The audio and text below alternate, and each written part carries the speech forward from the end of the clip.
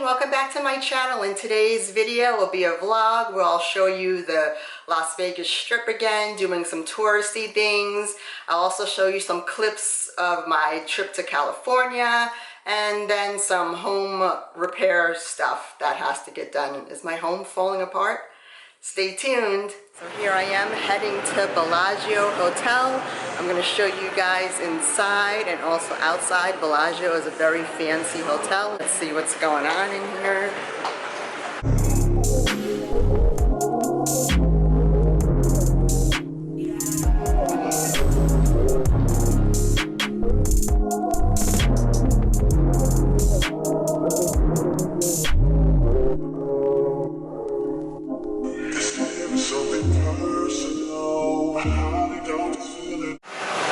We're gonna go in here into the Bellagio. It's like a conservatorium. It has like beautiful flowers and trees. So I'll take you guys in there.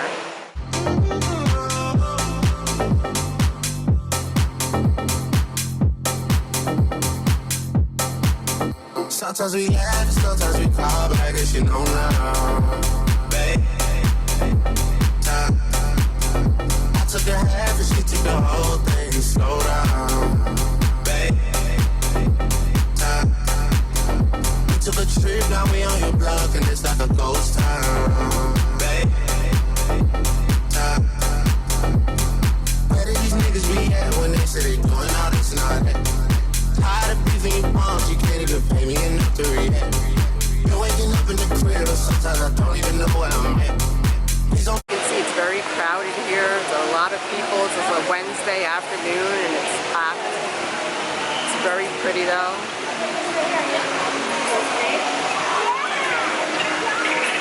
There's just a lot going on. I don't know if you can hear me, but it's just very loud with music and like birds chirping. It's really pretty.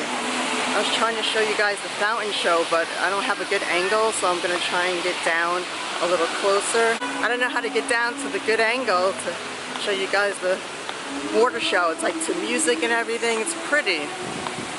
Oh, I gotta go over there. Okay. You know, this is where you get a better view of the fountain show, so I'm gonna wait around for a little bit. Dancing in the Vegas streets.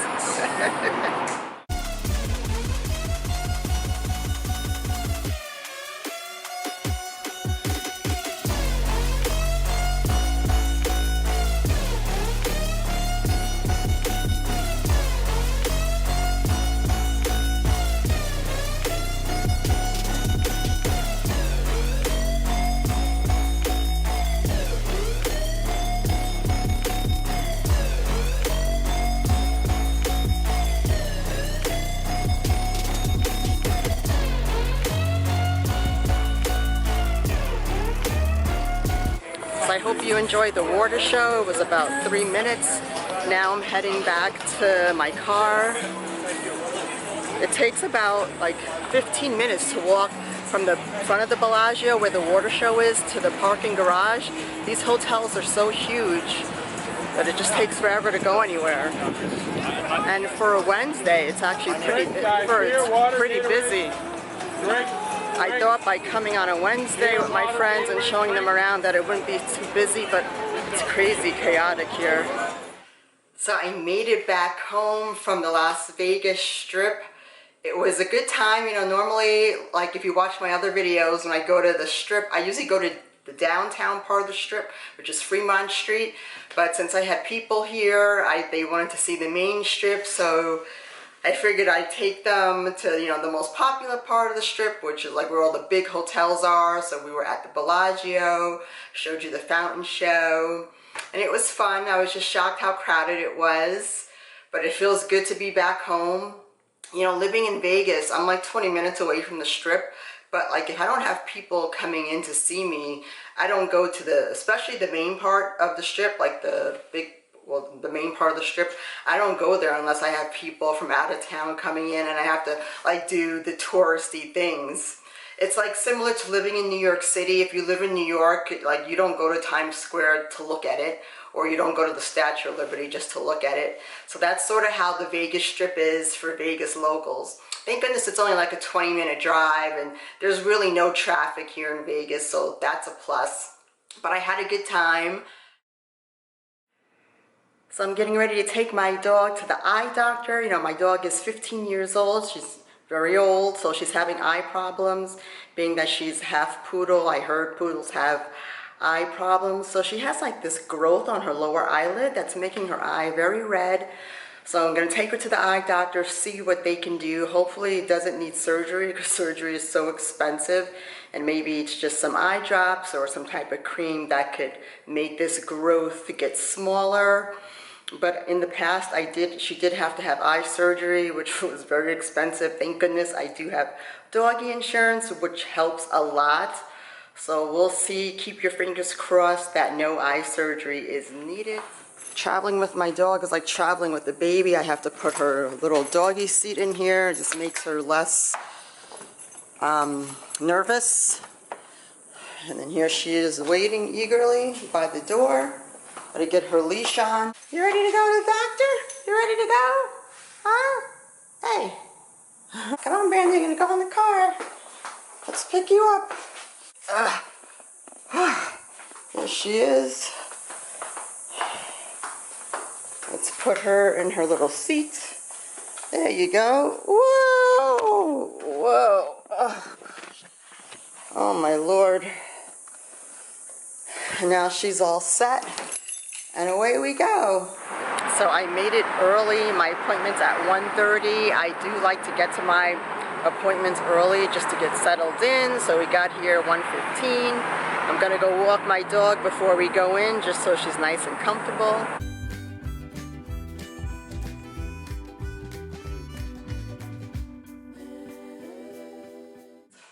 So we finished from the vet, from the eye vet. It's actually an eye specialist. It was actually pretty quick. And of course, you know, even just for a regular checkup, it was like $300. So thank goodness I have doggy insurance. So I'm about to sit at my desk over here and do all my like submission of receipts. For some reason, like when I have to do official work, like whether it be submitting insurance stuff or DMV stuff, I have to do it on the big screen on the computer. But it turns out it turns out my dog has high blood pressure, so she lost vision in one of her eyes. So they're gonna put her on high blood pressure medication, and hopefully that will bring back the sight to her eye. And then I have to give her drops, and I have to put ointment in her eye. So this is gonna be a long ordeal for the next month. I have to diligently put eye drops and eye ointment in her eye. And then we have to go recheck. You know, the doctor was good, because you know doctors, especially vet doctors, they usually always want to do some type of surgery. And you know, he was like, let's see how this medication works for the month before we go in and do any type of surgery.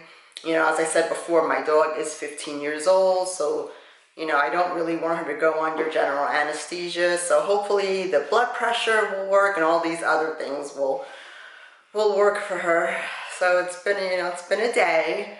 You know, traveling around with her is always an issue because she's scared of the car, but you know, we do go on long car rides together, but for some reason she just, even at 15 years old, she just never gets used to it.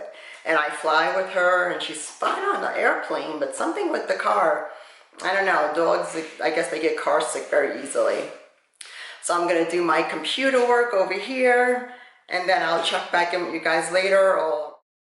I just wanted to give you guys a quick update. Nothing really happened, but I'm just trying to like piece together this vlog. When I film my vlogs, like I film them sometimes not in order. So I know at the beginning of the vlog, I probably showed you the issue that I had with my bathroom mirror falling off, just falling off out of the blue. So here I am in my master bathroom where we have a huge problem. The glass, the vanity glass just completely fell. It fell off. It completely came crashing down when like I wasn't even in the bathroom. All of a sudden the mirror just fell off.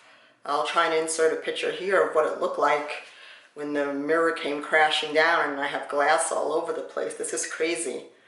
Something that, you know, as a renter, you know, I feel like I shouldn't really have to deal with, but it's annoying. This is when I miss apartment living. With apartment living, you have a super who would have come right away to fix the item. But when you have a personal, you know, when you rent a personal house and you're dealing with an individual landlord, they try and push everything onto you. So that's what I'm dealing with. You know, I rent this house, so I don't feel like I should have to, I don't know, pay for something that was gonna happen. Like it wasn't due to a fault of my own. It just fell right off. Like, thank goodness no one was injured. So right now I'm dealing with a master bathroom that's very nice, but it doesn't have glass in it. I mean, it doesn't have a mirror in it. So I'm supposed to be looking for licensed contractors. This is what my landlord says. I'm supposed to be looking for licensed contractors and getting estimates to find glass. But you know, for me, I'm just the renter. So I don't know. I don't feel like I should be doing that, since it was, you know, it fell on its own. It was like due to, I don't know, I guess wear and tear. I didn't know mirrors. I didn't know vanity mirrors can actually fall off of the wall by themselves. But from what I'm told is, since this house was like built in the 90s, it was like the glue was probably unsticking and it was eventually gonna fall off. I don't know, it just seems funny that like you're living in a house with vanity mirrors and they could just fall off at any time, or you have to check them to make sure that they're secured on. So the bathroom right now is horrible. So thank God I have a second bathroom. So I've been using the second bathroom since there's no mirror in the master bedroom. So I was dealing with that. And then I also did take a trip again to Humboldt County, California, which is Northern California. I'll try and insert some clips here if I do. But the trip was really uneventful. I was supposed to go there for a festival. It was called Northern Nights. I'll try and throw a picture of, you know, what the festival was. It's sort of like an EDM, techno-y type festival, but it was by the river. They had glamping, they had RV camping. It was like a 3-day festival type thing. And so I was supposed to go to that, which is why I went there, but the tickets ended up falling through. Like, no one had extra tickets. It definitely was poor planning on everyone's part. So I just ended up staying, you know, for a whole week up in Northern California, and which is Humboldt County. And Humboldt County, you know, there's not really much to do. So whatever clips I do insert, you know, it's just going to be very short, scenic clips, or a clip of me dancing at a bar. But I didn't really end up doing too much. And here's the pretty morning view of Garberville. This is where there's a festival going on called Northern Nights. It's like a techno music festival, similar to EDM. So I'm staying at the Best Western in Garberville. It's beautiful. Have a little balcony. Here's the room. Basic, but you know, it's nice and clean. It's such a beautiful day here. I'm here in Myers Flat on this big farm. It's pretty. Whoa, look at the view. It is so different than being in Las Vegas up here, that's for sure.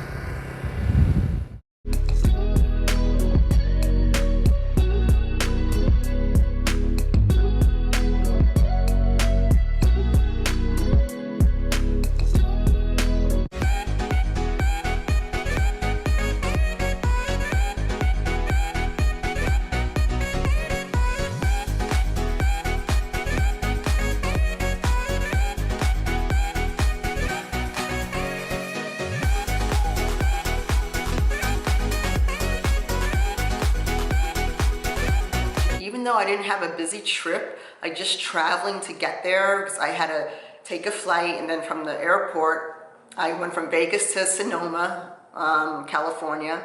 Then I had to drive 2.5 hours to Humboldt County, and that 2.5 hour drive after getting off a flight, I don't care how long a flight is, whether it's a short flight or a long flight, just being in the airport, waiting on security lines, waiting at the gate, it's all so tiresome.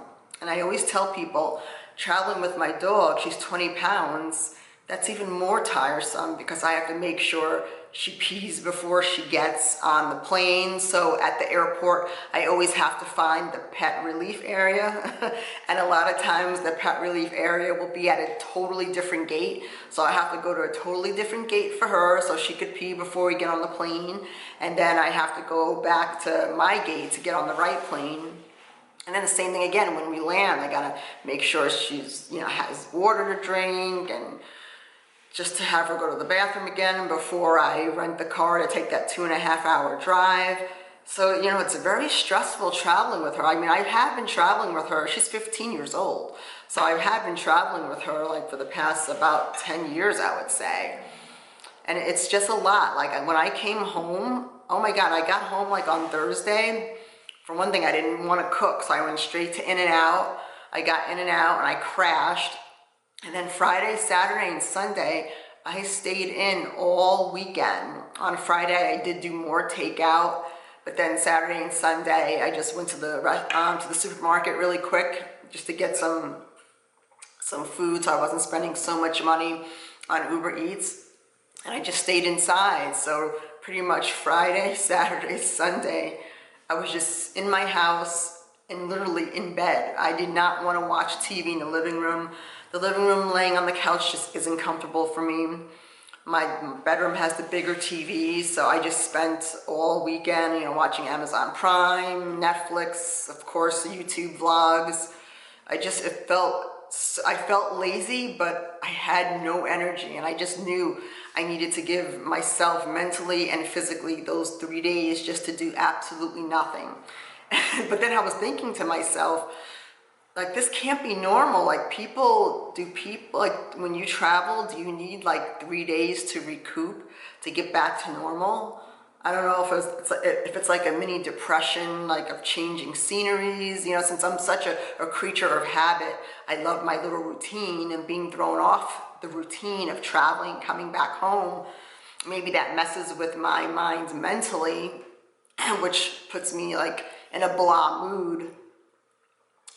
Not wanting to leave my bed. I don't know what it is, but I call it the travel blues. And I didn't go to the gym those 3 days. I eat crap.